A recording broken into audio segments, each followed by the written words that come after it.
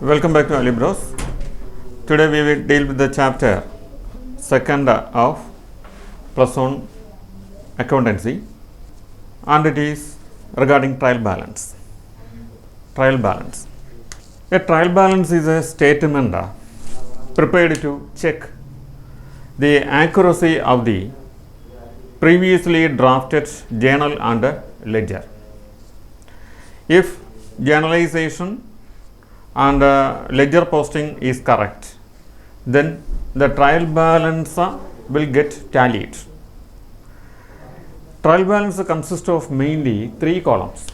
They are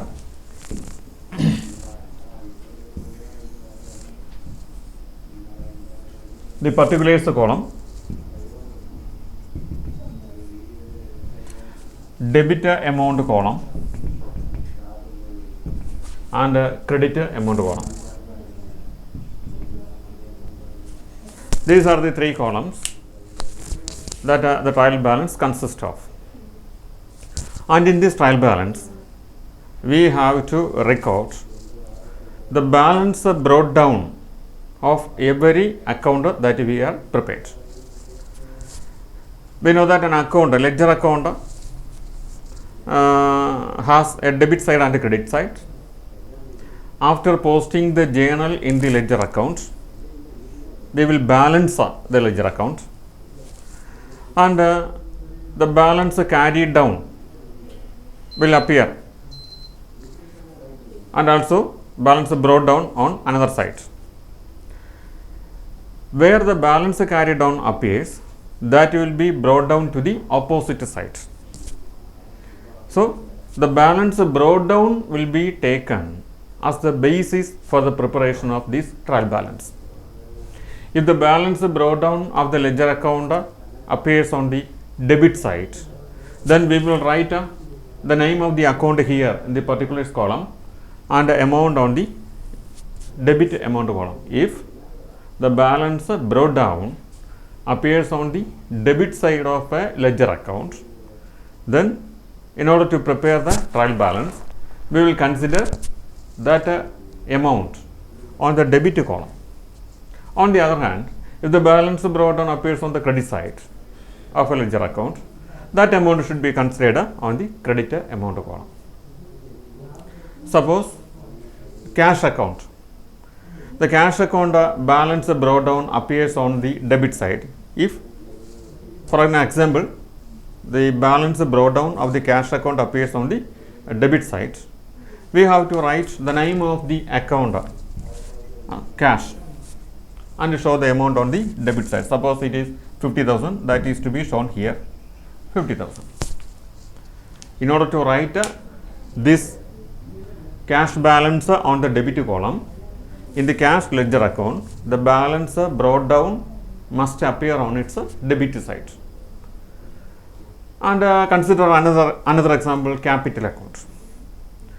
If the capital account shows balance brought down on its credit side, then we have to write a capital here, and the amount will be shown on the credit column. While tracing the source of this record, the transaction will be started business with a cash. Then definitely the journal will be cash account debted to capital. Where in the cash account, it will be debited as to capital. And when we balance this cash account, the balance carried down appear on the credit side, and the balance brought down appear on the debit side. That is why cash balance was shown here on the debit side. And in the case of capital account, started business with the cash, it will be recorded in the capital account as by cash. On balancing this, the balance of this capital account, balance carried down of the capital account appears on the debit side, and the brought down will appear on the credit side. Since the brought down appears on the credit side, the amount is to be shown on the credit amount column. In this way, we taken only the balance brought down from the respective accounts and show on the debit and credit columns respectively. If the balance brought down appears on the debit side of the account, debit amount column is filled with. And if the balance brought down of an account is on the credit side, that amount is to be written on the credit amount column. When we total this trial balance, we will get the same amount on both the amount columns, so both the sides. So both the amount columns we will get the same amount. Then we say it is tallied. And in case of any error took place in the journal or ledger posting, or it's a calculation, totaling, if any error take place in these processes, that will definitely reflect in the trial balance. But there may be some errors which are not reflected in the trial balance, but in usual case most of the errors will reflect in the trial balance. That means how it will be reflected, the amount will be different, debit and credit amount will be different. In such a case, we can understand that there was some error, and we can check back the journalized entries and the ledger postings, and after that it will be possible to find out that error, and then it will be possible to correct that. So this trial balance can be considered as a checkpoint in the process of accounting, because before the preparation of trial balance we have to prepare journal and ledger. After the preparation of journal and ledger, we prepare trial balance, and then check the authenticity, whether it is correct or not. After the preparation of this trial balance, we prepare another statements called the final accounts, and the final accounts consist of trading account, profit and loss account, and balance sheets.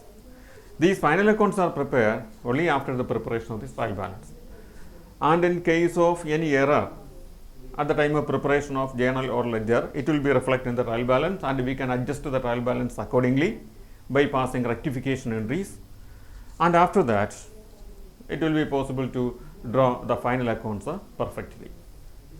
So that's all with the trial balance, and this trial balance is considered as an important part of statement of the accounting preparations.